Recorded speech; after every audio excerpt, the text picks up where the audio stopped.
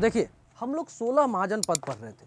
अब महाजन पद में हम लोग क्या पढ़ रहे थे? महाजन पद, इसको पढ़ रहे थे। इस महाजन पदों में प्रमुख जो है, कहा गया था कि 16 महाजन पद है, और 16 महाजन पद में हम लोग पढ़ रहे थे मगध को। किसको पढ़ रहे थे? मगध। मगध महाजन पद, महाजन पद, इसको हम लोग पढ़ रहे थे। और इसमें हम लोग जानते हैं, इसी में इस 16 महाजन पदों में सबसे प्रमुख महाजन पद में से एक था ये, क्या कहता है? मगध। और मगध में ना बहुत सारे शासक हुए। मगध का सबसे ज़्यादा उत्थान होने का कारण था कि मगध आखिर इतना वैभवशील, जहाँ कहा जाए कि उसका विस्तार इतना अच्छा हुआ क्यों? तो कहा जाता है कि इसमें राजा बहुत अच्छा हुआ, जिसके कारण इसका साम्राज्य बहुत ज़्यादा विस्तार हुआ। कहा जाता है कि इधर बंगाल जो है, हमारा बंगाल, यानी बांग्लादेश भी उस समय हमारा बंगाल था, ऐसे कहिए, और म्यांमार भी हमारा ही हिस्सा था।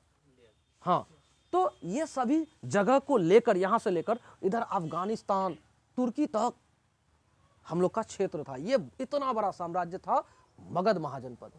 तो इस मगध महाजनपद में सबसे पहले कहा जाता है कि महाजनपद के बारे में कहा गया है कि इन महाजनपद में कौन कौन सा शासक हुआ, कौन आखिर इसको इतना विस्तार में चरम उत्कर्ष में पहुंचाया। तो आप कहोगे कि पुराण को अगर मानते हो, अगर आप महाभारत को मानते हो, तो उसका अलग स्रोत है, लेकिन ऐतिहासिक साक्ष्य उसका नहीं है। ऐतिहासिक साक्ष्य उसका नहीं है। कहा जाता है बृहद्रथ जो वंश है उसके द्वारा, मतलब सबसे पहला वंश इस मगध साम्राज्य में कहा जाता है बृहद्रथ वंश के द्वारा, यानी बृहद्रथ वंश, और उसका संस्थापक भी बृहद्रथ था, उसके द्वारा इस पर साम्राज्य स्थापित किया गया इस महाजन पद में, यानी मगध महाजन पद में। मगध क्या है? एक एरिया है। मगध क्या है? एक एरिया है, एक साम्राज्य है, लेकिन उसका राजा अलग अलग हुआ है, उसका राजा अलग अलग हुआ है। तो कहा जाता है कि बृहद्रथ जो है ना, बृहद्रथ के द्वारा क्या किया गया था? एक बृहद्रथ वंश का स्थापना किया गया था, जिसका साक्ष्य मिलता है हम लोग को कहां से? पुराण से, महाभारत से। लेकिन ऐतिहासिक साक्ष्य नहीं है, ऐतिहासिक साक्ष्य नहीं है। ऐतिहासिक साक्ष्य के अनुसार अगर कोई पहला वंश इस पर शासन किया है मगध पर, तो उसका नाम है हर्यक वंश। क्या है नाम? हर्यक वंश। हम इसको ना आप लोग को पिछला से कनेक्ट कर रहे हैं, ठीक है? उसके बाद जानिए। तो हर्यक वंश जो है, हर्यक वंश पहला ऐसा शासक बना, मतलब वंश ऐसा बना जिन्होंने क्या किया? मगध पर अपना साम्राज्य स्थापित किया और मगध को बढ़ाया, मतलब उसका विस्तार किया। अब एक बात और सुनिए, तो इसमें प्रमुख रूप से कौन सा शासक था, आखिर कौन राजा था जो अच्छा कार्य किया हर्यक में? तो हर्यक वंश का संस्थापक है बिंबिसार। क्या नाम है? बिंबिसार। याद रखिएगा, बिंबिसार और बिंदुसार में अंतर है। बिंबिसार और बिंदुसार में अंतर है, ठीक है ना? तो बिंबिसार कहा जाए तो हर्यक वंश का संस्थापक था, कौन था? बिंबिसार। और बिंबिसार क्या किया? साम्राज्य को स्थापित करने में कामयाब हुआ। प्रथम क्या है ये? प्रथम ऐसा शासक बना जो इतिहास के अनुसार मान्यता प्राप्त मगध का क्या हुआ? ये साम्राज्य स्थापित करने वाला पहला शासक बना। और बिंबिसार के बाद, बिंबिसार के समय पहले सुन लो, समय इस मगध का राजधानी क्या था? गिरिव्रज था। क्या था? गिरिव्रज था। और गिरिव्रज का मतलब होता है राजगीर, वर्तमान का राजगीर, वो उसका क्या था? राजधानी था। और कहा जाता है बिंबिसार 52 वर्षों तक मगध पर राज्य किया। इसका मतलब समझ रहे हैं? राजा बना रहा 52 वर्षों तक। और उसका बेटा, बिंबिसार का बेटा आया अजातशत्रु। बिंबिसार का बेटा अजातशत्रु, याद रखिएगा ना, बिंबिसार, बिंबिसार, इसका बेटा हुआ अजातशत्रु, और इसका बेटा हुआ उदयीन। क्या हुआ? इसका बेटा हुआ उदयीन। और जानते हैं इसका कंडीशन क्या चला है? सबसे पहले हर्यक वंश, हर्यक वंश का शासक पहला क्या कौन बना? बिंबिसार। और बिंबिसार को मारकर उसका बेटा गद्दी पर बैठ गया। बिंबिसार को मारकर अपना बाप को मार दिया। और उसके बाद ये अजातशत्रु अपना बेटा बाप को मारकर बैठ गया। और उसके बाद जानते हैं इसको फिर अजातशत्रु को मार के उदयीन बैठ गया। एकदम चल रहा है कंडीशन, टकाटक टकाटक, इसको मार के वो, उसको मार के वो। इसीलिए आपको इतिहास में बोला जाएगा कि बताइए इतिहास में, प्राचीन इतिहास में आखिर पितृहंता वंश किसे कहा गया? तो आप कहोगे हर्यक वंश को पितृहंता वंश कहा गया। समझे? पितृहंता मतलब पिता का हत्या करने वाला, पिता को हत्या करने वाला। अब एक बात और सुनिए, पितृहंता वंश कहा गया, लेकिन अजातशत्रु जब पिता को मारा तो पितृहंता तो अजातशत्रु भी हुआ ना। बात समझे? अजातशत्रु अपने पिता को मारा तो पितृहंता कौन बना? अजातशत्रु बना। और उसी प्रकार से उदायन भी क्या है? ये भी पितृहंता है। बात समझ गए? ये मुख्य बात है इस वंश का। और एक बात, इनके शासन काल में मगध का जो राजधानी था क्या था? ग्रीवराज या फिर राजगृह, वही नाम है, नाम केवल थोड़ा सा अंतर है। उसके बाद अजातशत्रु उसका बेटा, उसके शासन काल में भी कहाँ था? वही जगह था। लेकिन अब कहता है, देखिए यहां आप जान लीजिए बृहद्रथ अजातशत्रु के बारे में क्या दिया है। हम ज़्यादा आपको इस स्पेशली इधर फिर रिपीट करके नहीं होगा। अच्छा, अब अजातशत्रु के बारे में कुछ मुख्य बात को समझिए। अजातशत्रु क्या था? अजातशत्रु किया था क्या? 2 हथियार का उपयोग किया था युद्ध में, टेक्निक अपनाया था वो। क्या? एक रथ मूसल और एक महाशिला कंटक। महाशिला कंटक कैसा? बड़का बड़का पत्थर को लो, गुलेल से उठा के फेंक दो, शत्रु पर गिरे तो शत्रु ऐसे पिस्ता हो जाए। मतलब वो रबर टाइप का एक ठो ऐसा पकड़ने वाला झूला टाइप का पत्थर तो लगाया और छोड़ दिया, पत्थर को उठा के ले जाके किसी के ऊपर गिरा देगा तो वो आदमी ऐसे खत्म हो जाएगा, बहुत दूर तक जाएगा, गोला टाइप का। तो आप लोगों में से जो बाहुबली मूवी देखा होगा उसमें दिखाया है, जो हीरो है ना वो फेंकता है। और हीरो का एक ठो भाई था, भल्लाल देव या कोई नाम था, वो क्या करता था? एक ठो रथ लेके चलता था, रथ के आगे में एक ठो फिरकी टाइप का था, घूम रहा था, वो तलवार एकदम चरखी घूम रहा है और आदमी जो भी आ रहा है खच खच खच सबको काट रहा है। तो वो जो था उस हथियार को कहा जाता था क्या? रथ मूसल। क्या कहा गया? रथ मूसल। तो ये रथ मूसल का प्रयोग और महाशिला कंटक का प्रयोग कौन किया है? तो आप कहोगे अजातशत्रु ने किया है। किसने किया है? अजातशत्रु ने किया। और एक स्पेशल बात है इस अजातशत्रु के बारे में कि इसी अजातशत्रु के शासन काल में ना महात्मा बुद्ध की मृत्यु हुई थी। तो उनकी मृत्यु हुई थी तो इसी साल में 483 ईस्वी पूर्व में अजातशत्रु के ही काल में क्या हुआ था? आपको पता होना चाहिए, प्रथम बौद्ध संगीति हुआ था। ठीक है ना? प्रथम बौद्ध संगीति कहां हुआ था? अजातशत्रु के काल में राजगृह में, क्योंकि राजगृह उसका क्या था? राजधानी था। ठीक है, उसके बाद आ जाइए, उसी का अजातशत्रु का बेटा है, नाम है उसका उदायन। क्या नाम है? उदायन। लेकिन उदायन क्या किया? इस मगध का जो राजधानी राजगृह था यानी गृहरथ था, इसको बदल कर दिया क्या? पाटलिपुत्र। क्या कर दिया? पाटलिपुत्र। क्या नाम कर दिया? पाटलिपुत्र। ठीक है, पाटलिपुत्र कर दिया। अब एक बात, इसने आकर बदला।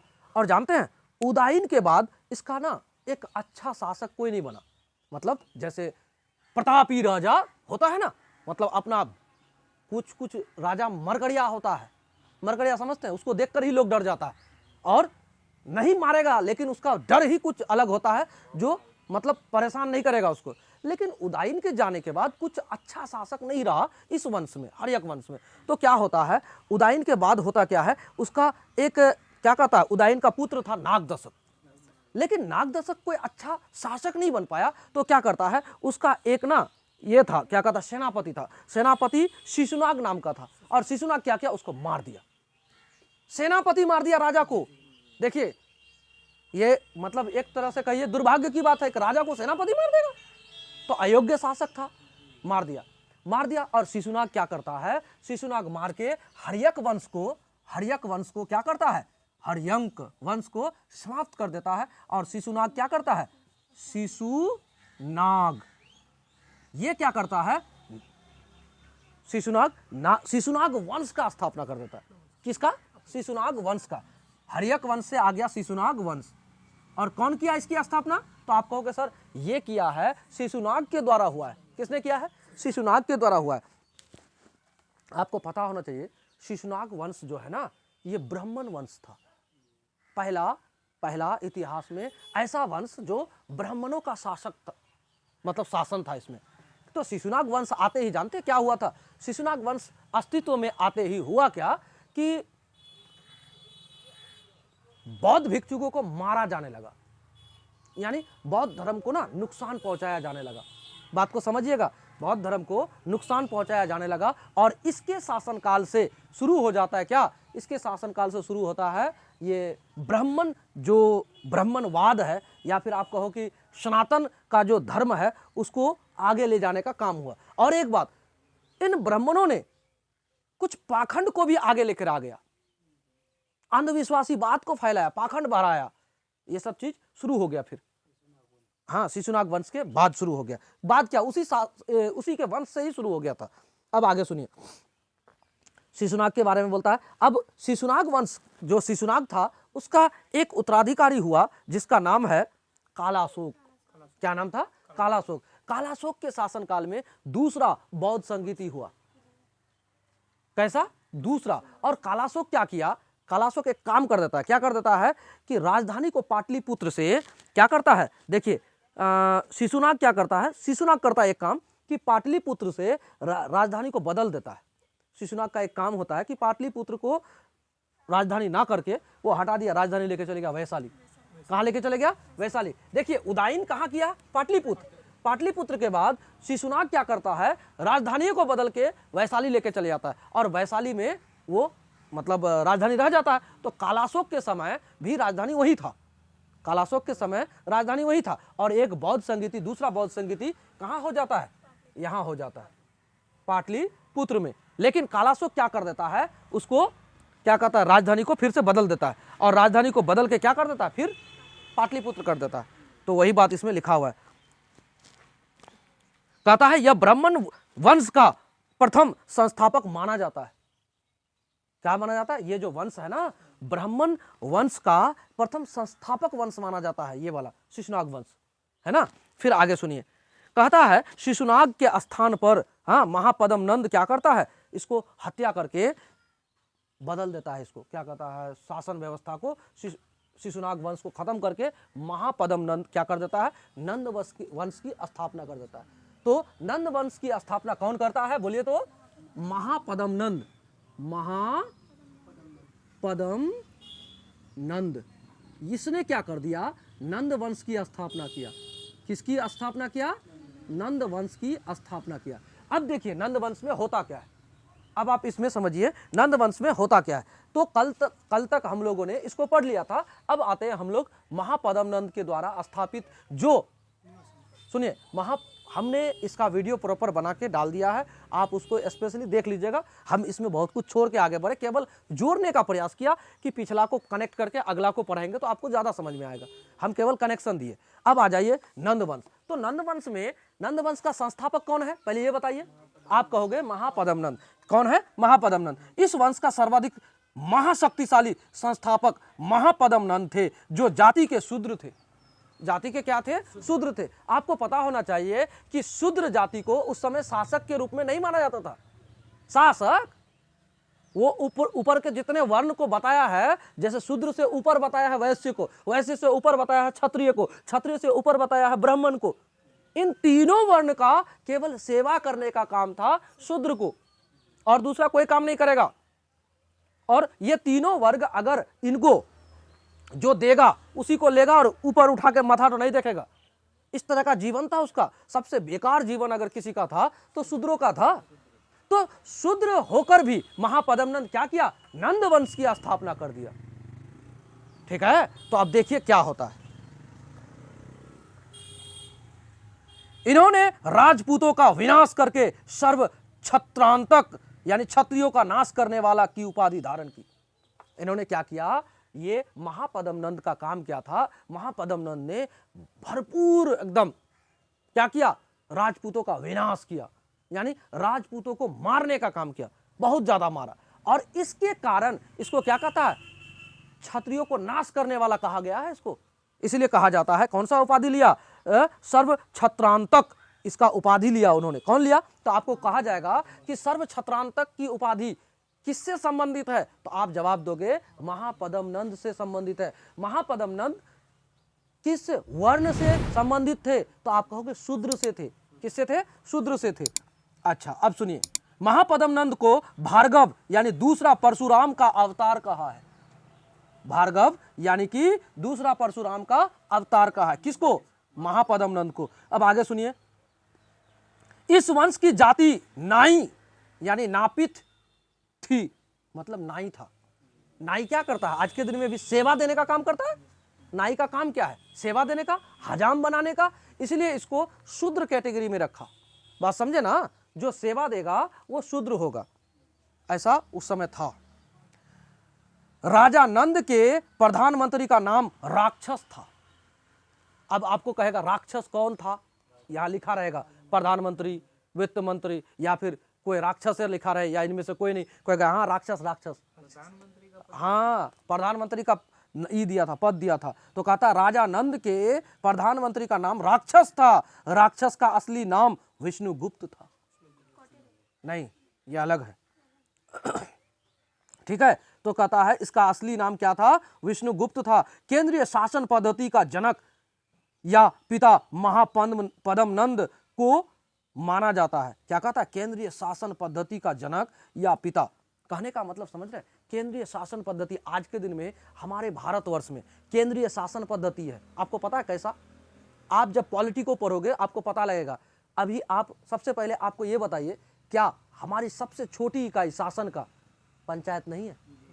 पंचायत के ऊपर पंचायत समिति स्तर है, और समिति स्तर से ऊपर वो जिला परिषद जो है वो है, तो जिला स्तर पर है। तो ऐसे करके पंचायत की इकाई को 3 भाग में बांटा। लेकिन अगर आप पंचायत को केवल मान लो तो पंचायत आया सबसे नीचे, उसके ऊपर पंचायत सरकार, पंचायत सरकार से ऊपर कौन है?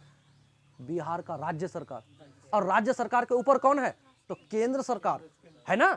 तो ये जो केंद्र की शासन पद्धति जो है ना, ये महापदम नंद के नंद वंश के काल में आया था। तो इसीलिए इसको जनक कहा गया।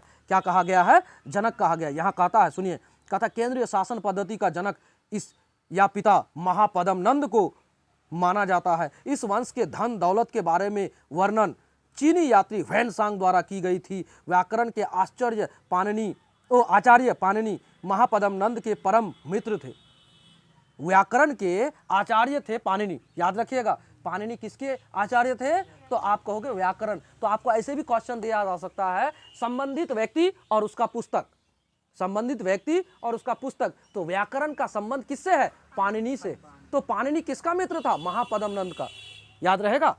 याद रहेगा, बात को समझिए। व्याकरण का संबंध किससे था? तो आप कहोगे पाणिनि से। पाणिनि किसका मित्र था? तो आप कहोगे महापदम नंद का, है ना। अब सुनिए क्या बोले हैं। इस वंश के शासन काल में उपवर्ष, वर्ष, रुचि, वर, कात्यायन जैसे विद्वान जन्म लिया था। इसी वंश के शासन में एक राष्ट्र की विचारधारा दिया गया था। देखिए, ये सब बात को ना एकाएक आप कहिएगा कि हो जाएगा, नहीं होगा बच्चे, एकाएक नहीं होगा। आप इस बात को मानो, हम कितना बार पढ़े हम नहीं कह पाएंगे हिस्ट्री को, फिर भी हमको कुछ ना कुछ नया वर्ड मिल ही जाता है। आप क्या समझते हो कि एकाएक हो जाएगा? नहीं होता बच्चे।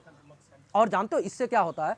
आप कहीं पर भी पढ़ोगे ना तो इससे क्या होगा? आपका एक लय बन जाएगा पढ़ने का। जिस दिन आप हिस्ट्री कंप्लीट कर लोगे ना, पूरा इस हिस्ट्री को ही केवल कंप्लीट कर लो, जैसे ये तो मतलब सबका निचोड़ है ना, इसको आप जिस दिन कंप्लीट कर लोगे ना, आपको अपने आप में अनुभूति होगा कि हम बहुत सब चीज सीख गए भाई, हम बहुत सब चीज सीख गए। आप अगर 10,000 बात को याद, इसमें क्वेश्चन आपके दिमाग में गया, कहने का मतलब, मेरा कहने का मतलब, इससे आपने 10,000 बात आपका दिमाग में गया, 1,000 नहीं रहेगा, 500 नहीं रहेगा।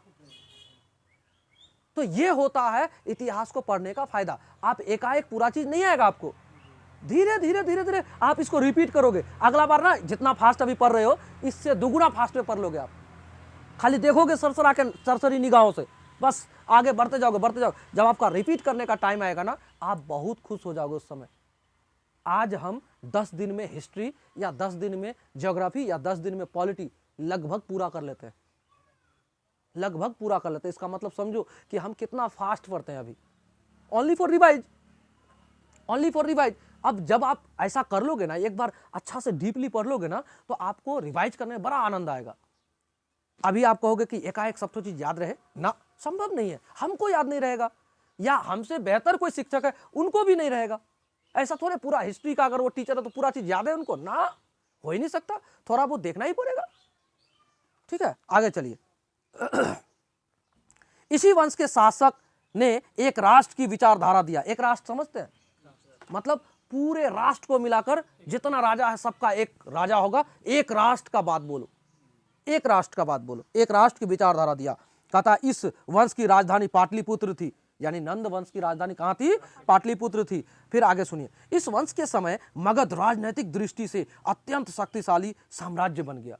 राजनैतिक दृष्टि से मगध क्या हो गया? अत्यंत शक्तिशाली साम्राज्य बन गया। सम्राट महापद्मनंद पहले शासक थे जिन्होंने गंगा घाटी की सीमाओं का अतिक्रमण कर विंध्य पर्वत के दक्षिण तक विजय पताका लहराई। इसका मतलब समझ रहे हैं? वो कहता है कि आप जैसे इसको गंगा नदी का जो केवल घाटी तक ये साम्राज्य था, तो उसको कहता है कि वो फैलाने का प्रयास किया, दूर तक फैलाओ, यानी नदी पार करके भी अपने आप को विस्तार किया, अपना साम्राज्य को विस्तार किया। ये पहला व्यक्ति था जिन्होंने ऐसा किया, महापद्मनंद। फिर आगे सुनिए, देखिए जिसके बारे में ज्यादा कुछ है तो इसका मतलब है वो खास है। अब सुनिए क्या कहता है। इसने कलिंग जीतकर एक राठ तथा एक छत्र की उपाधि हासिल की। इन्होंने क्या किया था? इन्होंने कलिंग को भी अपने साम्राज्य में मिला लिया। कलिंग मतलब जानते हो? वर्तमान उड़ीसा, वर्तमान उड़ीसा, उसको ना अपने क्षेत्र में विलय कर लिया, यानी कि जीत लिया उस क्षेत्र को। अब आगे सुनिए, इस वंश का द्वितीय शासक पंडुक था।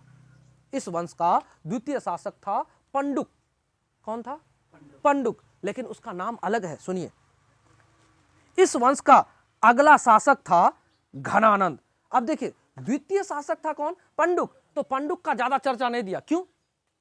काम का नहीं था, काम का नहीं था। महापद्मनंद के बाद सीधे सबसे प्रतापी राजा अगर कोई हुआ तो घनानंद हुआ। कौन हुआ? घनानंद हुआ। और पंडुक के बारे में कहा जाता है कि उसके कोई प्रतापी काम ही नहीं किया, इसीलिए केवल अगला यानी महापद्मनंद के बाद अगर कोई शासक बना तो आप कहोगे द्वितीय शासक कौन था? तो पंडुक था। द्वितीय शासक कौन था? बस इतना याद रखिएगा, पंडुक था, है ना। और इसके अगला जो शासक बना उसका नाम था घनानंद। घनानंद यह बहुत ही क्रूर शासक था। घनानंद बहुत क्रूर शासक था, उनसे लोग डरते थे, मतलब नामे सुन के डरता था, इतना खतरनाक था वो। इनके पास हाथियों का सेना था। हाँ, कहा जाता है कि जब ये युद्ध में निकलते थे उनका ये सब सेना सब हाथियों से कुचल कुचल के मार देता था। हाथी का सेना था घनानंद के पास। इसका सेना को देखकर नामे सुनकर डर गया था सिकंदर का सेना सब। अभी सुनिए, कोई इतिहासकार कहता है कि डर गया था, कोई इतिहासकार कहता है कि नहीं, उसका सेना ना इस बात से घबरा गया था कि नदी को कैसे पार करे, नदी पार करके हम नहीं जा पाएंगे, बहुत थक गए और नहीं लड़ा जाता, चलो घर चलो। मतलब कोई कहता है कि डर गया था, कोई कहता है कि नहीं नहीं वो लोग खुद थका हुआ था इसलिए चले गया। डरना और थकना में अलग अलग बात है ना, तो इतिहासकार अलग अलग बात बोलते हैं। तो चलिए बात देखिए अब इसमें क्या बोला है घनानंद के बारे में। यह बहुत ही क्रूर शासक था, इसने कलिंग में नहर निर्माण कराया था। इस वंश का सबसे लालची एवं धन संग्रही शासक में घनानंद को गिना जाता है। लालची और धन संग्रही शासक में घनानंद को गिना जाता है। बात समझ रहे हो ना? लालची मतलब किसी का धन देखेगा तो उसके ऊपर आक्रमण करके अपने हिस्सा में मिलाओ, धन संपत्ति अपना करो, ये लालची था, है ना। इसके बारे में कहा गया है। अब आगे सुनिए। जब सिकंदर भारत पर आक्रमण किया उस समय नंद वंश का अंतिम शासक घनानंद ही था। जिस समय भारत पर आक्रमण किया था तो सिकंदर, उस सिकंदर के समय भारत पर, मगध पर कौन शासक था? तो आप कहोगे घनानंद था, लेकिन सिकंदर की सेना यहां तक नहीं पहुंचा था, मगध तक। अब आगे सुनिए क्या बोलता है। विश्व विजेता सिकंदर के भारत पर आक्रमण के समय सम्राट घनानंद की विशालतम सेना देखकर के हौसला पस्त हो गया। इतनी विशालतम शक्ति के सामने सिकंदर जैसे महान विश्व विजेता भी नतमस्तक होकर वापस लौटने में ही अपनी भलाई समझी। सिकंदर के भारत से जाने के बाद मगध साम्राज्य में अव्यवस्था और अशांति फैल गई। प्रजा घनानंद के अत्याचार से ग्रस्त थी, पूरे राज्य में अराजकता फैली हुई थी। इसने अपने दरबार में चाणक्य को अपना अपमानित करके निकाल दिया। इसने क्या किया? चाणक्य को अपमानित करके निकाल दिया था। आप जो विष्णुगुप्त का बात बोलते हो ना, विष्णुगुप्त वही है, चाणक्य था, है ना। वो जो चाणक्य था, चाणक्य के बारे में कहा था कि वो कौटिल्य विष्णुगुप्त जो था ना प्रधानमंत्री, वही था।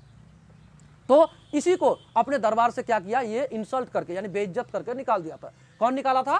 घनानंद। तो जानते हैं घनानंद के बारे अपमान द्वारा विष्णुगुप्त क्या किया? विष्णुगुप्त अपने, जिसको हम लोग टिकी बोलते हो, हाँ, शिखा को छोड़ दिया, खोल दिया और कहता है तब तक मैं इस शिखा को नहीं बांधूंगा। शिखा या क्या कहता है, चोटी कहता है या क्या कहता है, हाँ टिकी। हम लोग के इसमें समझिए कि हम लोग जो अपना भाषा में कहते टिकी, उसको तब तक मैं नहीं बांधूंगा जब तक मैं तुम्हारे साम्राज्य का विनाश ना कर दूं। और उसका ये प्रण ना गजब काम किया, गजब काम किया। आपको कहते हैं उन्होंने क्या किया, उन्होंने जो प्रतिज्ञा लिया वो प्रतिज्ञा कामयाब कर दिया। कैसे? उन्होंने जब उनके द्वारा जब उसका राज्य को छोड़कर जाने का निर्णय लिया जा रहा था, तो जानते हैं चंद्रगुप्त मौर्य को देखा।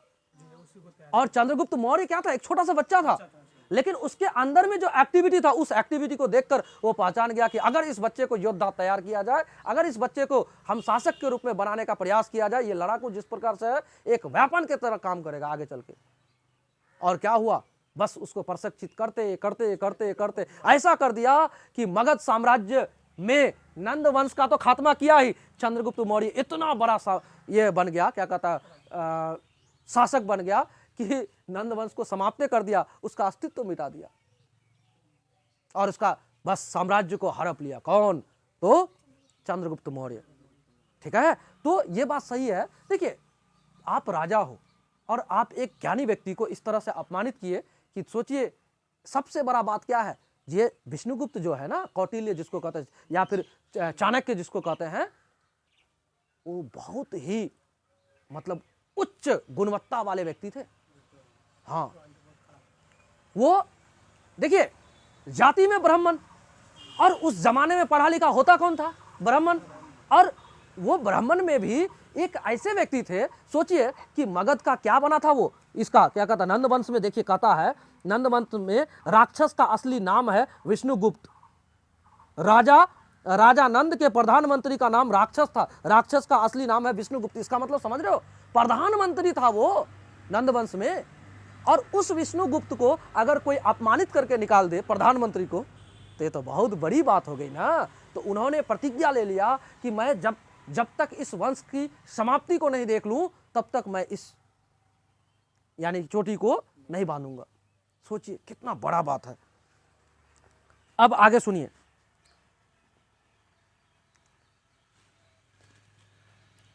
और क्या कहता, सुनिए, कहता है मगध में फैली अराजकता और विस्फोटक स्थिति का लाभ उठाकर घनानंद की हत्या कर दी और मौर्य वंश की स्थापना कर दी। क्या कर दिया? घनानंद का हत्या कर दिया और मौर्य वंश की स्थापना कर दिया। अब कहता है मौर्य वंश की स्थापना से पूर्व, यानी मौर्य वंश स्थापना से पहले क्या क्या हुआ, उस बात को थोड़ा सा हम लोग जानते हैं। कहता है कि भारत के पूर्वी क्षेत्र में मगध एक शक्तिशाली राज्य था। क्या था? भारत के पूर्वी क्षेत्र में मगध एक क्या था? शक्तिशाली राज्य था। कहा जाता है ये अगल बगल के छोटे राजाओं को हराकर भारत के पूर्वी क्षेत्र में राजनीतिक स्थिरता ला दी थी, किंतु भारत के पश्चिमोत्तर क्षेत्र पंजाब में छोटे छोटे राजाओं का शासक था जो कमजोर शासक थे, जिस कारण विदेशी आक्रमणकारी पश्चिमोत्तर क्षेत्र पर ही आक्रमण किया। भारत पर प्रथम विदेशी आक्रमण ईरान यानी फारस के हखमनी वंश के राजा ने किया। हखमनी वंश के संस्थापक साइरस द्वितीय था। इस वंश का शासक डेरियस फर्स्ट यानी डायबर ने भारत पर आक्रमण करने वाला पहला विदेशी राजा था। इसने गांधार तथा कंबोज के शासक को हरा दिया। इसने भारत में फारसी शासन का विस्तार किया।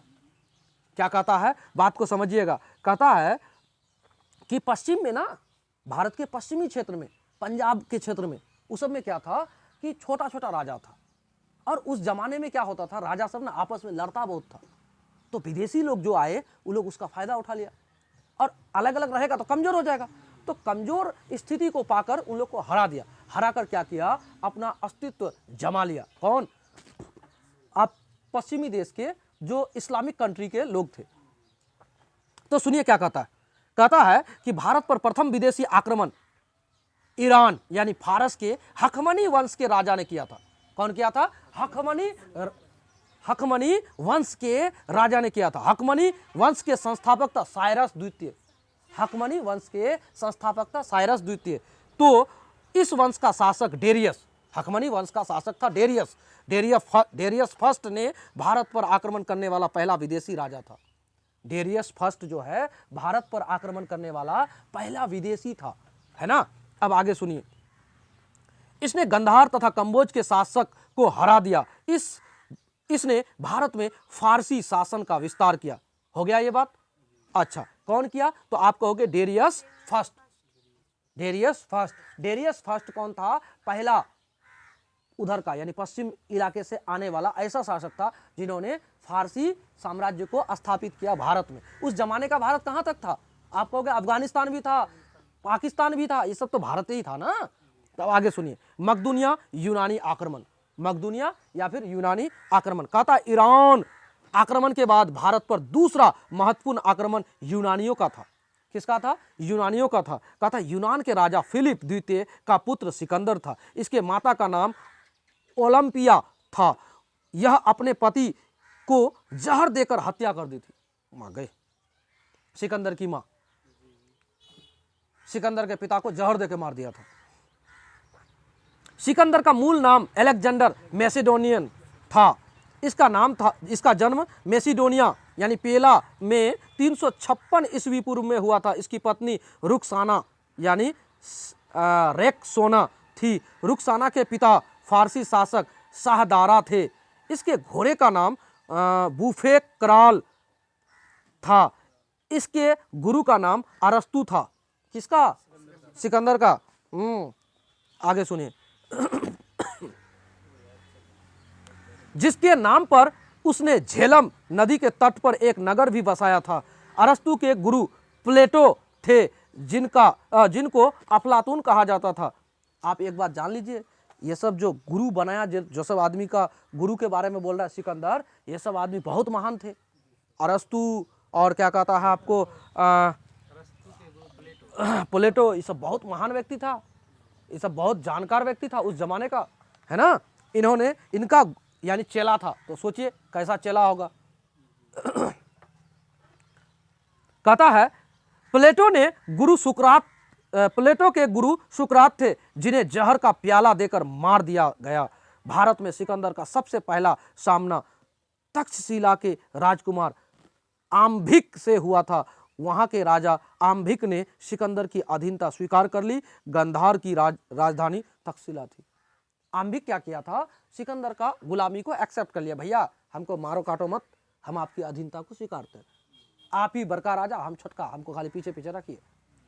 स्वीकार कर लिया। फिर आगे सुनिए क्या कहता है। 328 ईस्वी पूर्व में सिकंदर ने ईरान और अफगानिस्तान पर विजय प्राप्त किया। पंजाब के राजा पोरस यानी पुरु और सिकंदर के बीच झेलम नदी के तट पर युद्ध हुआ था। पंजाब के राजा पोरस के साथ कहाँ हुआ था? सिकंदर के बीच में झेलम नदी के किनारे एक युद्ध हुआ था। इस युद्ध में पोरस हार गए। तो सिकंदर एक भयंकर विश्व विजेता ऐसे कहा जाता है, उनसे हार गया तो कहता है किंतु पोरस की वीरता को देखकर सिकंदर ने उन्हें मित्र बना लिया। उनकी वीरता को देखते हुए कहता है कि आप हमारे मित्र बन जाओ।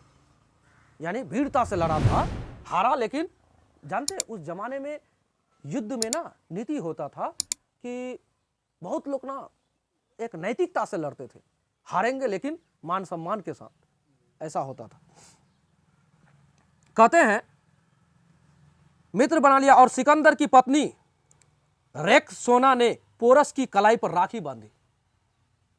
साले साहब हो गए, नहीं मतलब भाई बना लिया पोरस को। सिकंदर की पत्नी क्या बना लिया? भाई बना लिया। अब आगे सुनिए 326 ईस्वी में हुए इस युद्ध को झेलम वितस्ता या फिर हाइडेस्पीज का युद्ध कहा जाता है।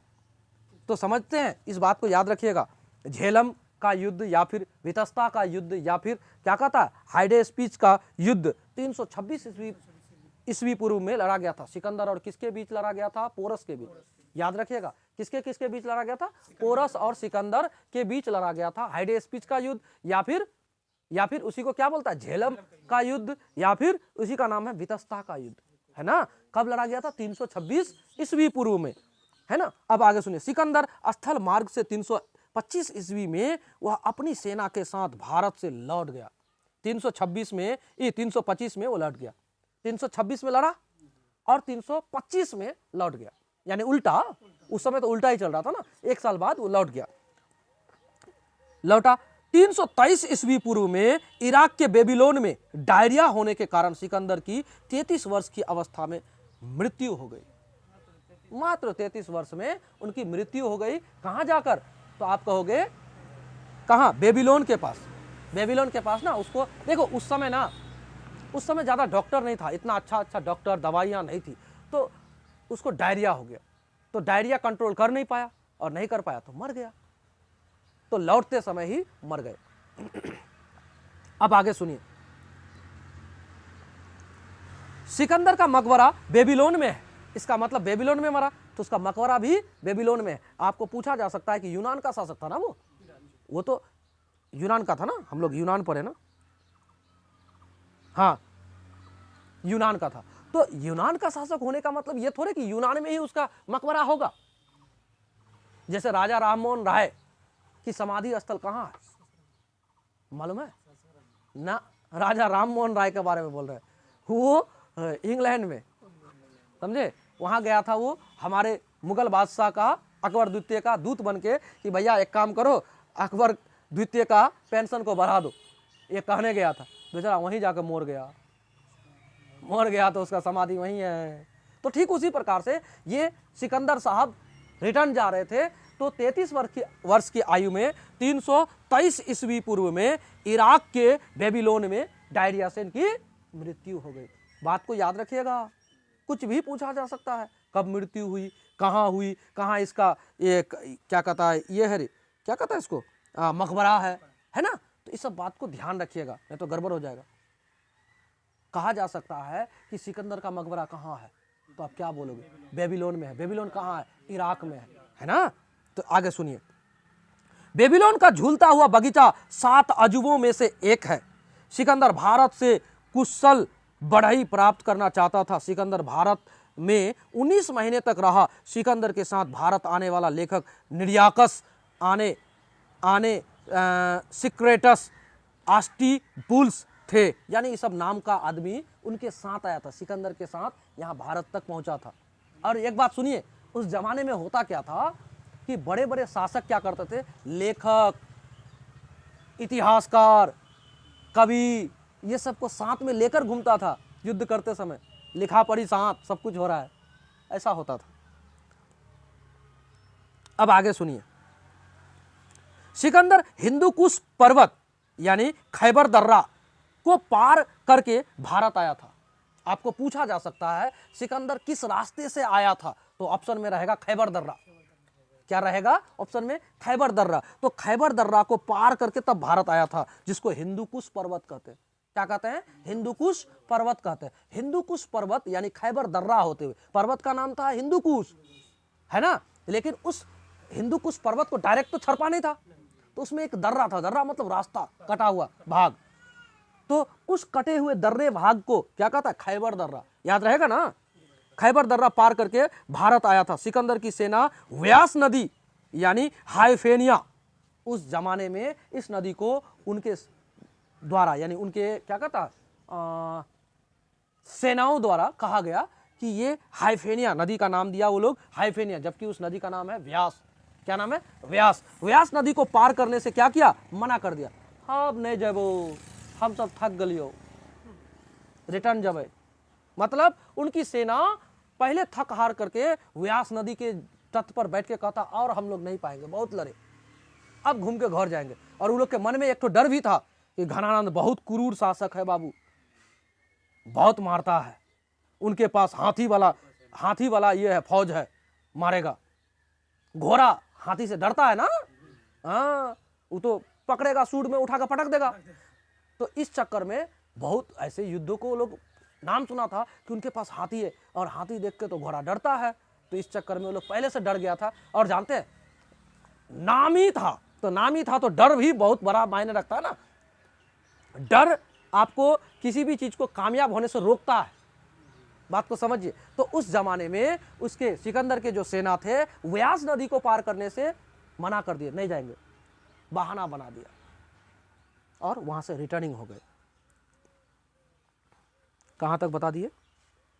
हाँ, व्यास नदी तक बता दिए। सिकंदर अपनी सेना को नदी पार करने के लिए बहुत प्रेरित किया, लेकिन उसकी सेना ने व्यास नदी के रौद्र रूप को देखकर, यानी व्यास नदी में पानी भयंकर चल रहा था उस समय, रौद्र रूप को देखकर भारत से युद्ध के लिए आगे बढ़ने से इनकार कर दिया। अतः स्थल मार्ग से 325 ईस्वी पूर्व सिकंदर अपनी सेना के साथ भारत से लौट गया। सिकंदर का थल सेना के सेनापति सेल्यूकस निकेटर था। उसका सिकंदर का थल सेना के सेनापति कौन थे? तो आप कहोगे सेल्यूकस निकेटर था, सेल्यूकस निकेटर। और आपको बता दें सेल्यूकस निकेटर फिर आया युद्ध करने चंद्रगुप्त मौर्य के समय, और सेल्यूकस निकेटर को ना पटक दिया कौन? चंद्रगुप्त मौर्य। और जानते हो पटक के उसको ससुर बना लिया, उसकी बेटी से शादी कर लिया, उसकी शादी किया नहीं करवा दिया, कहता आज से तू मोर दामाद। जैसे इस युद्ध में पोरस के साथ जो लड़ा तो पोरस को राखी बांध दिया कौन? सिकंदर की पत्नी, भाई बना लिया। तो जस्ट वही नियम कर दिया। वो क्या करता है, जैसे युद्ध में हार गया तो कहता रिश्ता बना लेते हैं। अब रिश्ता बनाएंगे तो कैसा रिश्ता? तो चंद्रगुप्त मौर्य को दामाद बना लिया सेल्यूकस निकेटर। ठीक है, आगे सुनिए, बताएंगे। अब सुनिए, सिकंदर लड़ाई में खुद सेना से आगे होकर लड़ने लगता था, जिससे सेना का मनोबल और बढ़ जाता था। सिकंदर आगे रहता था लड़ाई में हमेशा। अब आगे सुनिए, सिकंदर को विश्व विजेता इसलिए कहा जाता है कि उस समय यूनान के लोगों को विश्व की जितनी जानकारी थी उन सभी क्षेत्रों को जीत लिया था सिकंदर। जितना जानकारी था लोगों को कि विश्व में इतना ही देश है, तो उतना देश को जीत चुका था सिकंदर, इसलिए उसको विश्व विजेता कहा जाता है। कहता सिकंदर पूरी दुनिया के 60% भाग को जीत लिया था। कितना प्रतिशत? 60%। आपको पूछा जा सकता है कि सिकंदर उस समय ज्ञात क्षेत्र का कितना प्रतिशत क्षेत्र को जीत लिया था? तो आप कहोगे विश्व के 60% क्षेत्र को वो जीत लिया था, है ना। सिकंदर ने एशिया माइनर यानी तुर्की, सीरिया, मिस्र, इराक, ईरान, सिंध, गंधार, कंपोज जीत लिया था। इतना सब क्षेत्र को जीता था, मतलब उसका साम्राज्य के अधीन आता था। अब आगे सुनिए, सिकंदर को पूरी दुनिया जीतने का सपना उसके गुरु अरस्तु ने दिखाया था। सिकंदर को पूरी दुनिया को जीतने का जो सपना दिखाया था, कौन दिखाया था? उनके गुरु अरस्तु ने दिखाया था। तो आप कहोगे कि सिकंदर जो है ना वो पूरी दुनिया को जीतने का जो सपना देख लिया, ये सपना उसके गुरु अरस्तु ने दिखाया था। अब आता है आपका मौर्य वंश। कौन आता है? मौर्य वंश। तो आपको हमने पहले ही कहा कि घनानंद के द्वारा अपमानित किया गया था। किसको? विष्णुगुप्त को। विष्णुगुप्त का नाम और भी है, क्या नाम है? चाणक्य। चाणक्य का और भी नाम है, तो आप कहोगे कौटिल्य, चाणक्य और विष्णुगुप्त, तीनों नाम एक ही व्यक्ति का। याद रहेगा, चाणक्य कहे या विष्णुगुप्त कहे या फिर कौटिल्य कहे, तीनों नाम एक ही व्यक्ति का। और इनको अपमानित करके घनानंद अपने राज दरबार से निकाल दिया था। इन्होंने अपने अपमान का बदला लेने के लिए क्या किया? एक राह चलता हुआ व्यक्ति, यानी बच्चा था वो, उस समय बालक था, एक राह चलता हुआ बालक को प्रशिक्षित किया, और ऐसा प्रशिक्षित किया कि चंद्रगुप्त मौर्य बना। कौन बना? चंद्रगुप्त मौर्य बना। और चंद्रगुप्त मौर्य ऐसा शासक बना जो दुनिया में अपना छाप छोड़ के गया है, दुनिया में अपना छाप छोड़ के गया। तो आपको पूछा जा सकता है कि मौर्य वंश का संस्थापक कौन था? तो आप कहोगे चंद्रगुप्त मौर्य के बारे में अब हम लोग थोड़ा सा विस्तार पूर्वक जानते हैं। तो सुनिए, मौर्य वंश के बारे में जानकारी के कई स्रोत हैं। क्या है? मौर्य वंश के जानकारी के बारे में जानकारी जो भी देगा तो बहुत सब स्रोत है। अब आपको एक बात और बताते हैं, आप जिस व्यक्ति को आप पढ़ रहे हो, विष्णुगुप्त यानी चाणक्य या फिर कौटिल्य, उनके द्वारा एक पुस्तक लिखा गया, उसका नाम है अर्थशास्त्र। क्या नाम है? अर्थशास्त्र। क्या नाम है? अर्थशास्त्र। आप कहोगे सर अर्थशास्त्र में टका पैसा से संबंधित बात होगा, लेकिन नहीं, अर्थशास्त्र जो है राजनीति से संबंधित है। आज के सिलेबस में राजनीति का ये होगा, इंग्लिश में लिखा जाएगा पॉलिटिकल साइंस, राजनीति शास्त्र, जबकि अर्थशास्त्र जो लिखा है उसमें राजनीति से संबंधित बातें हैं। कैसा एक राजा होना चाहिए, राजा का व्यवहार लोगों के प्रति कैसा होना चाहिए या दुश्मनों के प्रति कैसा होना चाहिए, या कैसी शासन व्यवस्था रहेगा तो राजा का साम्राज्य अच्छा से चलेगा, ये सभी बातें अच्छा से लिखा गया विष्णुगुप्त यानी कौटिल्य यानी चाणक्य के द्वारा अर्थशास्त्र में, है ना। तो ये बहुत बड़ा स्रोत है किसका, मौर्य वंश का जानकारी के लिए, है ना। तो अब सुनिए आगे, पुरातात्विक स्रोत जूनागढ़ अभिलेख, शाहगौर अभिलेख, अशोक के अभिलेख, भवन स्तूप एवं गुफा मुद्रा आहत या फिर पंचमाग्ध, फिर कहता है मृद भांड, काली पोलिस वाले, विदेशी यात्री का विवरण, इंडिका, इंडिका किसने लिखा, मेगास्थनीज ने लिखा। किसने लिखा, मेगास्थनीज ने लिखा। मेगास्थनीज कौन था, राजदूत था, किसका, सेल्यूकस निकेटर की जब बेटी का विवाह हुआ था चंद्रगुप्त मौर्य से, तो मेगास्थनीज को कहा जाओ आप जाके वहीं रहो हमारे दामाद के यहाँ, हालचाल भी मेरा बेटी का सही पहुंचाते रहना, और आप एक राजदूत के रूप में आप इसमें चंद्रगुप्त मौर्य के दरबार में रहोगे। तो उन्होंने लिखा था इंडिका, है ना। आस्टीन और जस्टिन, साहित्यिक स्रोत पुराण, अर्थशास्त्र, राजतरंगिणी, मुद्रा राक्षस, मुद्रा राक्षस जो विशाख दत्त के द्वारा लिखा गया, जैन तथा बौद्ध ग्रंथ, कथा सरिता सागर, बृहत कथा मंजरी जैन ग्रंथ, कल्पसूत्र, ये सभी क्या है, स्रोत है किसका, मौर्य वंश के जानकारी का एक स्रोत है कि आखिर इन सभी पुस्तकों में, इन सभी साहित्यों में क्या है, मौर्य वंश के बारे में विस्तार से चर्चा मिलेगा आपको। अब आगे सुनिए, चंद्रगुप्त मौर्य 322 से 298 ईस्वी पूर्व तक, 322 से 298 ईस्वी पूर्व तक। अब थोड़ा इसके बारे में ना थोड़ा लंबा चलेंगे हम लोग, क्योंकि चंद्रगुप्त मौर्य के बारे में इसमें डिटेल्स पूर्वक जानना है ना। कहा है प्राचीन भारत का राजवंश जिसने 137 वर्ष तक भारत में राज्य किया, इसके स्थापना का श्रेय चंद्रगुप्त मौर्य और उसके प्रधानमंत्री चाणक्य यानी कि कौटिल्य को दिया जाता है। इसका मतलब समझे, चंद्रगुप्त मौर्य केवल मौर्य वंश का स्थापना किया ऐसा आप नहीं कह सकते। उसका सबसे मेन पावरफुल, अगर उसके पीछे किसी का दिमाग था तो कौटिल्य का था, चाणक्य का था। वही चाणक्य, वही कौटिल्य, वही विष्णुगुप्त, उनका दिमाग था। नहीं तो इसको महापद्म नंद का नंद वंश को उखाड़ फेंकना भी मजाक नहीं। अब सोचो कि जिसकी सेना, जिसकी ताकत को देखकर सिकंदर का सेना डर जाए, जिसकी ताकत को देखकर, जिसकी क्रूरता को देखकर इतना जय जयकार था उसका, उसकी क्रूरता का इतना फैलाव हो चुका था, उसकी क्रूरता का प्रचार हो चुका था कि सिकंदर की सेना डर चुकी थी। हाँ, अब सोचिए, कहा जाता है 60% दुनिया जीतने वाली सेना डर चुकी थी, तो कितना क्रूर रहा होगा घनानंद। लेकिन घनानंद क्या था, घमंडी भी हो गया था। देखिए, जब आपका चरमोत्कर्ष होगा ना तो पतन भी होगा।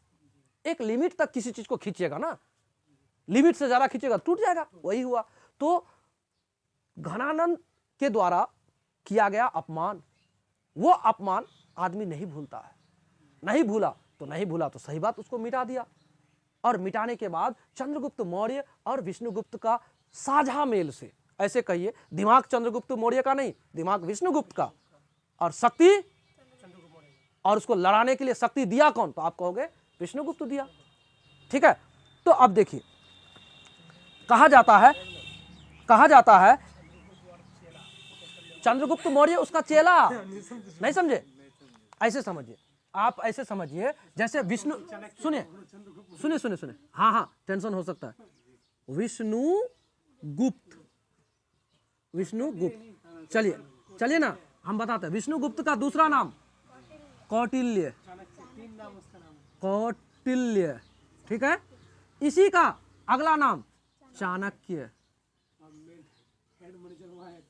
ये हुआ हेड मैनेजर, सब कुछ दिमाग देने वाला यही, क्योंकि इसी को घनानंद क्या किया था, अपमानित किया था। आप ऐसे समझिए।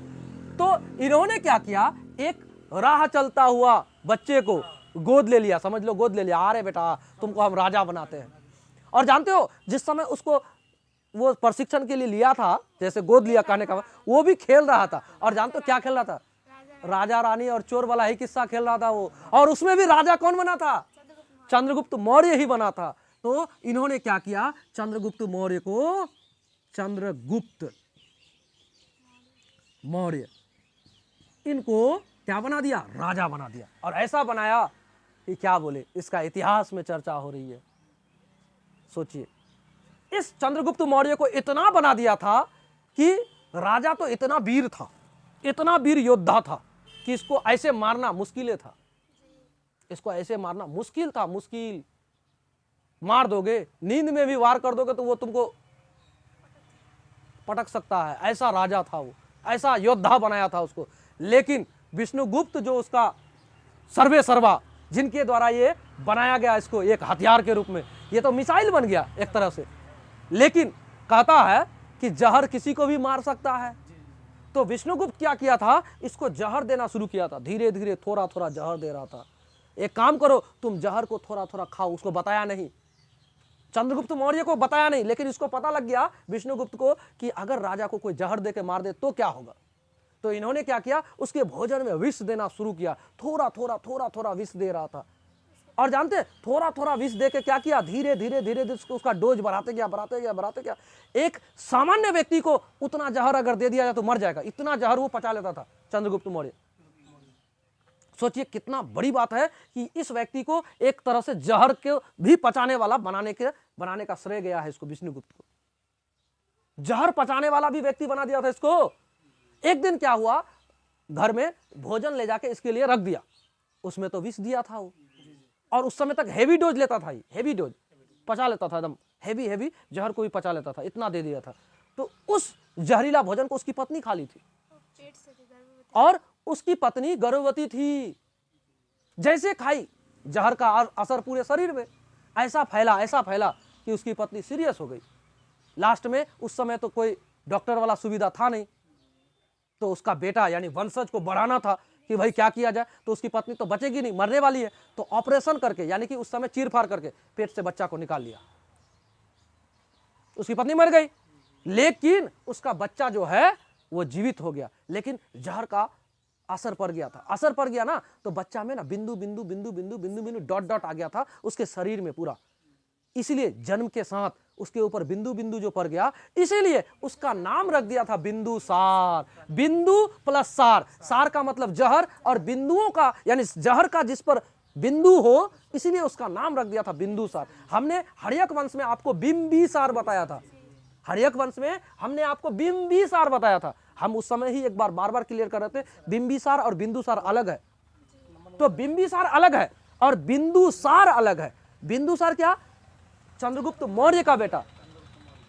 बिंदुसार, बिंदु मतलब डॉट डॉट डॉट डॉट, और सार मतलब जहर, जहर का डॉट डॉट डॉट डॉट बिंदु जिस पर आ जाए। बात समझ गए? तो बिंदुसार, हम लोग ट्रैफिक जैम में है, नहीं लग रहा आपको? एक ठो इधर से जाता है, एक ठो इधर से जाता, हॉर्न हॉर्न हॉर्न हॉर्न यही करता है सब। गजब है बाबू। तो हमने क्या कहा आपको कि चंद्रगुप्त मौर्य को जहर देता था, उस जहर का असर उसकी पत्नी को हो गया क्योंकि खा लिया था, और खा लिया था तो उसका बेटा यानी उसके बेटा को यानी बच्चा को बचा लिया, उसकी पत्नी डेथ कर गई, और डेथ कर गई तो क्या हो गया? क्या हो गया? एक जो बेटा पैदा हुआ उस बेटा पर जहर का असर हो गया, इसलिए उसका नाम रख दिया था बिंदुसार। तो चलिए इससे आगे हम लोग बात को रखते हैं।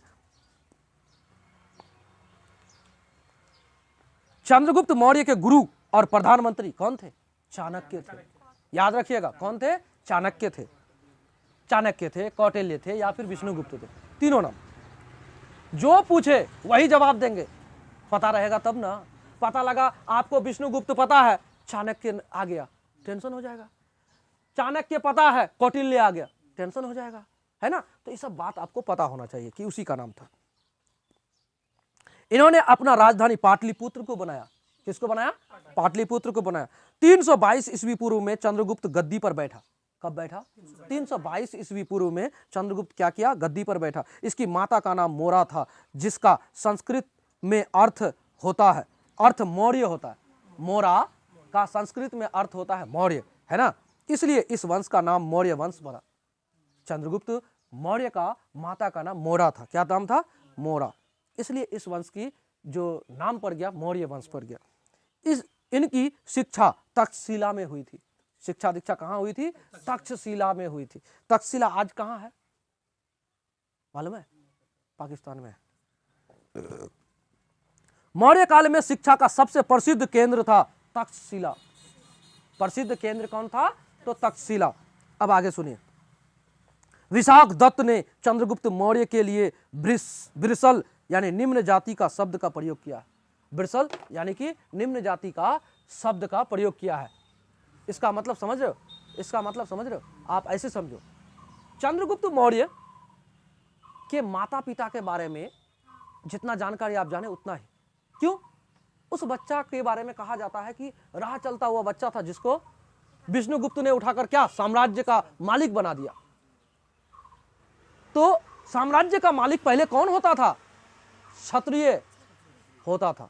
लेकिन क्षत्रिय होता था तो क्षत्रिय तो है नहीं है, तो इसके बारे में कहता निम्न कुल का आदमी था ये। किसके बारे में कहता है? चंद्रगुप्त मौर्य के बारे में कहता है। तो निम्न कुल का था। और एक बात जानते हो, ऐसे शासक हुए चंद्रगुप्त मौर्य या सम्राट अशोक कि इसका वंशज कहने में किसी को फक्र होना चाहिए कि बाप रे बाप, हम उसके राजधानी का आदमी है जिन्होंने पूरी दुनिया पर कब्जा करके रखा था। एक तरह से इसका साम्राज्य यहां से लेकर वहां तक था, ऐसा था, ऐसे बोल के बोलना चाहिए। लेकिन नहीं, क्यों नहीं बोलता जानते हो? क्योंकि विशाख दत्त कहता है कि वो निम्न कुल का था, इसलिए इसका चर्चा इतिहास में भी दबा के रखा है। कहा जाता है जिसको शूद्र कहा जाए, जिसको निम्न कुल का कहा जाए, उसका चर्चा नहीं होती है, वो कितना महानता वाला काम कर ले। और वही हुआ है इसमें। अब सुनिए, विशाख दत्त क्या कहा? विशाख दत्त ने चंद्रगुप्त मौर्य के लिए ब्रिसल यानी निम्न जाति का शब्द का प्रयोग किया। चंद्रगुप्त मौर्य का साम्राज्य उत्तर में कासिमपुर से लेकर दक्षिण में कर्नाटक यानी मैसूर तक, पूरब में बंगाल तक फैला था और पश्चिम में कहां तक जानते हैं? ईरान यानी फारस तक। ईरान यानी फारस तक। ईरान यहां है, बाप रे बहुत दूर हो गया ईरान, है ना। चंद्रगुप्त मौर्य जब मगध का शासक था तब यूनानी आक्रमणकारी सेल्यूकस निकटर ने 305 ईस्वी में आक्रमण कर दिया था, किंतु चंद्रगुप्त मौर्य ने उसे पराजित कर दिया। उसकी बेटी कार्नेलिया यानी हेलेना, उनकी बेटी का नाम वहां के हिसाब से कार्लेनिया, लेकिन हेलेना उसका नाम था, से विवाह कर लिया और दहेज में एरिया, हेरात, आरा कोसिया, कंधार, जेड्रोसिया यानी बलूचिस्तान तथा पेरिपनिस डाई यानी काबुल ले लिया था। दहेज में ले लिया था काबुल को, कंधार को, इस सबको दहेज में ले लिया था कि सब क्षेत्र आज से मेरा। क्यों? दहेज में अब इसका क्षेत्र विस्तार हो गया और सेल्यूकस निकेटर की बेटी हेलेना से विवाह कर लिया। और जानते ये क्या किया था? दहेज में वो सब दिया तो ये भी कम नहीं, चंद्रगुप्त मौर्य कहता 500 हाथी आपको देते हैं, ले जाइए। 500 हाथी दिया था। कहता है सुनिए, इस बात का उल्लेख एपियानस नामक यूनानी ही देता है। चंद्रगुप्त मौर्य ने भी सेल्यूकस निकेटर को 500 हाथी का उपहार दिया था। कितना हाथी का? 500 हाथी का उपहार दिया था। भारतीय इतिहास का प्रथम महान सम्राट चंद्रगुप्त मौर्य को कहा जाता है। भारतीय इतिहास का प्रथम महान सम्राट कहा जाता है चंद्रगुप्त मौर्य को। याद रहेगा ना, चंद्रगुप्त मौर्य को महान सम्राट कहा जाता है भारतीय इतिहास का। लेकिन उसको भूलने का सबसे बड़ा कारण यही है कि उसको निम्न कुल का कहा है। नहीं तो इनके बारे में एक एक आदमी भयानक बखान लिखा है, बहुत लिखा है। सेल्यूकस निकेटर ने अपना एक राजदूत मेगास्थनीज को चंद्रगुप्त मौर्य के दरबार में भेजा था। हमने पहले ही कहा कि चंद्रगुप्त मौर्य के दरबार में मेगास्थनीज को भेजा था। कौन? Seleucus Nicator. और कब भेजा था आपको पता ही है कि हमने कहा कि जब बेटी हेलेना को सेल्यूकस निकेटर शादी करा दिया चंद्रगुप्त मौर्य से, तो एक तरह से राजदूत को भी भेज दिया कि भैया आप उधरे रहो, मेरा बेटी का हाल समाचार तो कम से कम हमको मिलते रहेगा, है ना। यूनानी लेखक पाटलिपुत्र को पोलीब्रोथा कहते थे। यूनानी जो लेखक होता था उन लोगों के द्वारा पाटलिपुत्र को नाम क्या लिखा गया है? पोलीब्रोथा। यूनानी लेखक सब पोलीब्रोथा कहते थे। किसको? पाटलिपुत्र को। विशाख दत्त की पुस्तक मुद्रा राक्षस में नंद वंश के पतन तथा मौर्य वंश के उदय की चर्चा है। विशाख दत्त के प्रसिद्ध पुस्तक है मुद्रा राक्षस। आपको याद होना चाहिए ये बात हमेशा के लिए कि मुद्रा राक्षस को लिखा कौन है, तो आप कहोगे विशाख दत्त लिखा है। किसने लिखा है? विशाख दत्त ने लिखा है। क्या लिखा है? तो आप कहोगे मुद्रा राक्षस पुस्तक लिखा है। और इस पुस्तक में चंद्रगुप्त मौर्य का जानकारियां है ना, उन्होंने लिखा है। क्या लिखा है? नंद वंश का पतन के बारे में लिखा है और चंद्रगुप्त मौर्य का जो वंश है मौर्य वंश, उसका उदय का भी चर्चा है उसमें। कहता है इसके अनुसार चाणक्य के सहयोग से चंद्रगुप्त मौर्य ने घनानंद का अंत किया और घनानंद की पुत्री दुर्धरा से विवाह कर लिया। कहता मेगास्थनीज की पुस्तक इंडिका में मौर्य वंश की जानकारी मिलती है। इंडिका में लिखा है कि मौर्य काल में समाज 7 भागों में बटा था। कितने का भागों में बटा था? 7 भागों में बटा था। और जानते हैं मेगास्थनीज भी कुछ बढ़ चढ़ के बात लिखा है, इसकी ऑथेंटिकेट बातें, कुछ बातें थोड़ा गड़बड़ भी है। हाँ, कुछ बातें इतिहास में, देखो एक बात आप ऐसे समझो, मान लो हम राजा, आप मेरे राज्य में, मेरे साम्राज्य में रहकर आप इतिहास लिख रहे हो, मेरा बुराई लिखने का हिम्मत होगा आपको? बात समझ रहे हो ना? बस यही बात है, यही बात है। तो ऐसे कुछ लेखक हुए जिन्होंने राजाओं के बारे में ना बढ़ चढ़ के लिखा है। क्या लिखा है? बढ़ चढ़ कर लिखा है। तो ऐसे में तो दिक्कत है, ऐसे में उसके पक्ष में लिखेगा। तो ऐसे जब भी इतिहासकार ऐसे लेखकों का लिखा हुआ ग्रंथ को या फिर किताब को लेकर इतिहास अगर लिखने का पुनः प्रयास किया है तो ऑथेंटिकेट बातों को मिलाया है। पहले देखा है कि ये इसके दरबार में था तो इसके विपरीत दरबार में कौन था, दोनों का किताब को मिलाता, तब बात को निकाल के तब मेन बात को लिखता है। इतिहास लेखक जो होते हैं ना, ऐसे होते हैं। आप जब इतिहासकारों के लिखने की कला शैली और उन्होंने जिसको साक्ष्य के रूप में लिया है उन चीजों को पढ़ोगे तब पता लगेगा। ये 12th क्लास का हिस्ट्री में है, जिनको हम लोगों ने बहुत ही बारीकी से पढ़ा है। हम इस बच्ची को पढ़ाए हैं तो उसमें पूरा एकदम दिया है कि कौन कैसा लिखा है, कौन किसका डर से लिखा, कौन बिना डर का लिखा है, सब कुछ उसमें बताया। 12th क्लास का हिस्ट्री पढ़ोगे तब पता लगेगा, एनसीईआरटी। बताइए, फुर्सत है इतना? तो बहुत डिटेल्स है उसमें। हाँ, पोलीब्रोथा कहते हैं पाटलिपुत्र को। किसमें? आपको पता होना चाहिए कि यूनानी लेखक सब पाटलिपुत्र को क्या नाम से जाना है? पोलीब्रोथा। क्या? पोलीब्रोथा। विशाख दत्त, अच्छा ये सब तो बता दिए। अच्छा, घनानंद दुर्धरा तो कर दिए, मेगास्थनी। अच्छा, कहा जाता है कि इंडिका में लिखा है कि मौर्य काल में समाज 7 वर्गों में बटा था। कितने वर्गों में? 7 वर्गों में बटा था। लेकिन आप ऐसे सुनिए, जैसे कहता दार्शनिक, अहीर मतलब पशुपालक, उसके बाद आता है सैनिक, किसान, निरीक्षक, कारीगर तथा सभासद यानी मंत्री। अब इसमें सुनिए, कहता है इनमें सर्वाधिक संख्या किसानों की थी। सर्वाधिक संख्या किसके थे? किसानों की थी। और भारतीयों को लिखने में रुचि नहीं थी। पौरवादी वे तब ना, जाति पाति के नाम पर केवल ब्राह्मण ही पढ़ेगा और कोई नहीं पढ़ेगा, तो फिर लिखेगा कौन? पढ़ने का अधिकार सबको नहीं था। महिलाओं को तो पढ़ने का अधिकार नहीं दिया। महिला और शूद्र बराबर ना, पढ़ने का अधिकार नहीं, कोई अधिकार नहीं। महिला पढ़ लिख लेगी तो बच्चलन हो जाएगी। ऐसी मानसिक धारा था उस समय का, लोगों का सोच था। कितना खराब खराब सोच था बाबू। अब आगे सुनिए, चाणक्य ने अर्थशास्त्र में नामक ग्रंथ की रचना की। इससे हमें मौर्य साम्राज्य के राजनीतिक गतिविधियों की जानकारी मिलती है। मौर्य वंश के बारे में सर्वाधिक जानकारी चाणक्य की पुस्तक अर्थशास्त्र से मिलती है, जो राजनीतिक एवं प्रशासनिक पुस्तक है। इस पुस्तक के 15 अधिकरण यानी कि लेसन है। इस पुस्तक में राजा के राजत्व सिद्धांत की चर्चा है और कहा गया है कि एक मजबूत राजा को साप्तांग सिद्धांत का पालन करना होगा। चंद्रगुप्त मौर्य ने बंगाल अभियान भी किया था, जिसकी जानकारी महास्थान अभिलेख से मिलती है। चंद्रगुप्त मौर्य के दक्षिण विजय के बारे में जानकारियां तमिल ग्रंथ आहनानूर एवं मुरनानूर तथा अशोक के अभिलेख से मिलती है। गोरखपुर में स्थित शाहगौर ताम्र अभिलेख में अकाल के दौरान चंद्रगुप्त मौर्य द्वारा किए गए राहत कार्यों की चर्चा है। जैन ग्रंथ रजावली में उल्लेख मिलता है कि चंद्रगुप्त मौर्य अपने पुत्र बिंदुसार को गद्दी सौंप दिया क्या कहता है, कौन सा पुस्तक, जैन ग्रंथ रजावली में उल्लेख मिलता है कि चंद्रगुप्त मौर्य अपने पुत्र बिंदुसार को गद्दी सौंप दिया था। अपने पुत्र को गद्दी सौंप कर जानते हो क्या किया था वो चले गया कर्नाटक की तरफ, और कर्नाटक की तरफ जाके क्या किया वो जानते हैं, संलेखना विधि से अपने प्राण को त्याग किया। एक महान राजा जिसको जहर भी मार ना सके, सोचो ऐसा राजा, ऐसा राजा, ऐसा योद्धा जिसको कोई दुश्मन हरा नहीं पाया, ऐसा राजा, और वो ऐसा चंद्रगुप्त मौर्य, वो क्या किया, अपने पुत्र को गद्दी को सौंप दिया और कहता अब मैं चला। संलेखना विधि से यानी उपवास करके अपने जीवन को त्याग दिया। सुनिए क्या करता है। चंद्रगुप्त मौर्य को जैन धर्म की शिक्षा भद्रबाहु के नेतृत्व में मिली थी।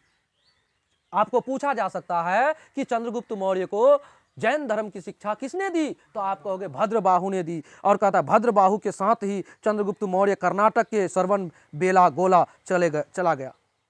सरवन बेलागोला कहाँ है, कर्नाटक में, वहां चला गया और वहां जाकर क्या किया, संलेखना विधि से। अब कहता है जहां 298 ईस्वी पूर्व संलेखना यानी संथारा, संलेखना को संथारा भी कहते हैं, है ना, विधि से प्राण त्याग दिया। आपको ध्यान होना चाहिए कि चंद्रगुप्त मौर्य संथारा यानी संलेखना विधि से अपना प्राण त्यागा था। कहां, किस जगह पर, आप कहोगे कर्नाटक में। कर्नाटक में कहां, सरवन बेलागोला, जगह का नाम था सरवन बेलगोला, सरवन बेलगोला, सरवन बेलगोला कहां है, कर्नाटक में। क्या किया था, चंद्रगुप्त मौर्य अपना प्राण त्याग दिए थे। कैसे, संलेखना विधि से। संलेखना विधि का दूसरा नाम क्या है, संलेखना को ही संथारा कहते हैं। क्या कहते हैं, संथारा कहते हैं। रुद्रदामन के जूनागढ़ अभिलेख यानी कि गिरनार, गुजरात से जानकारी मिलती है कि चंद्रगुप्त मौर्य के राज्यपाल पुष्यगुप्त ने सरकारी खर्च से गुजरात के सौराष्ट्र में सुदर्शन झील बनवाई थी। क्या कहता है, सुनिए, रुद्रदामन के जूनागढ़ अभिलेख से गुजरात से जानकारी मिलती है। जूनागढ़ अभिलेख कहाँ है, गुजरात में है। जूनागढ़ अभिलेख से पता लगता है कि चंद्रगुप्त मौर्य के राज्यपाल पुष्यगुप्त ने सरकारी खर्च से गुजरात के सौराष्ट्र में सुदर्शन झील का निर्माण कराया था। किस चीज का, सुदर्शन झील का निर्माण कराया था। आपको पता होना चाहिए, ये रुद्रदामन के जूनागढ़ अभिलेख से पता चलता है। जूनागढ़ अभिलेख जिसको गिरनार अभिलेख भी कहता है, कहाँ है ये, तो आप कहोगे गुजरात में है। और किसका राज्यपाल, तो चंद्रगुप्त मौर्य का राज्यपाल। तो आप कहोगे क्या राज्यपाल अपने मन से करेगा, ना, चंद्रगुप्त मौर्य के ही कहने पर किया था। तो किस झील का, तो आप कहोगे सुदर्शन झील का निर्माण कराया था। तो आपको कभी कभी इनडायरेक्टली क्वेश्चन ऐसे पूछा जा सकता है कि चंद्रगुप्त मौर्य का ऐसे पूछेगा सुदर्शन झील का निर्माण किसने कराया, और ऑप्शन में रहेगा चंद्रगुप्त मौर्य, और बाकी सब भी शासक रह सकता है, तो आप कहोगे चंद्रगुप्त मौर्य। या फिर आपको पूछा जा सकता है कि चंद्रगुप्त मौर्य के किस राज्यपाल ने सुदर्शन झील का निर्माण कराया, तो आप कहोगे पुष्यगुप्त ने। किसने, पुष्यगुप्त ने। अच्छा, सुदर्शन झील का निर्माण के संबंध में किस अभिलेख से मिलता है, तो आप कहोगे जूनागढ़ अभिलेख से मिलता है। कहां है, तो आप कहोगे जूनागढ़ अभिलेख यानी गिरनार अभिलेख कहां है, गुजरात में है। ये सब बात याद रहेगा ना, बात को समझिए। हम बात को घुमा घुमा के एक ही बात रिपीट करके अलग अलग प्रकार से आप लोग के समक्ष प्रस्तुत करते हैं। जैसे जूनागढ़ अभिलेख कहां से प्राप्त हुआ, तो आप कहोगे गुजरात से। जूनागढ़ अभिलेख को ही गिरनार अभिलेख भी कहा जाता है। इसमें क्या जानकारी मिलती है, तो आप कहोगे चंद्रगुप्त मौर्य द्वारा निर्मित सुदर्शन झील की जानकारी मिलती है। तो आप कहोगे कि चंद्रगुप्त मौर्य ने बनाया था, नहीं, तो उसके जो राज्यपाल थे उसके द्वारा बनवाया गया था। तो उस राज्यपाल का नाम क्या था, तो पुष्यगुप्त था। याद रहेगा ना, हाँ। और जूनागढ़ अभिलेख किससे संबंधित है, तो आप कहोगे रुद्रदामन से संबंधित है। अब कहता इस अभिलेख ने चंद्रगुप्त मौर्य के पश्चिम विस्तार की जानकारी मिलती है। इस अभिलेख में क्या होता है, चंद्रगुप्त मौर्य के पश्चिम का जो विस्तार है ना, उसकी भी जानकारी मिलती है। अब हम लोग इसको यहां पर रोक देते हैं।